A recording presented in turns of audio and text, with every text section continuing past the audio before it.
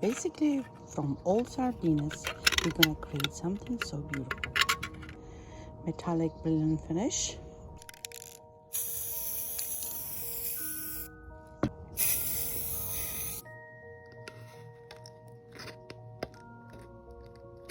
I'm gonna take these sticks and I'm gonna paint this color, gray color. Yeah. So you need to cut it that part to measure it. How we're gonna glue it the shelf. So you put the glue this part.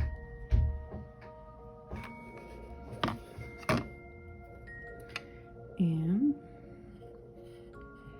you just look at the level and glue it.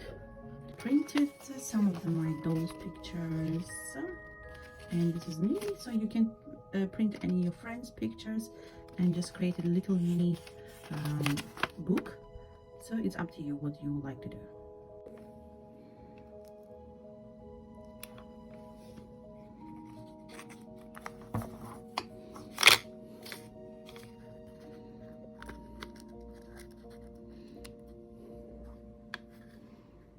I always, when I go to the seaside or somewhere to walk, I always collect something.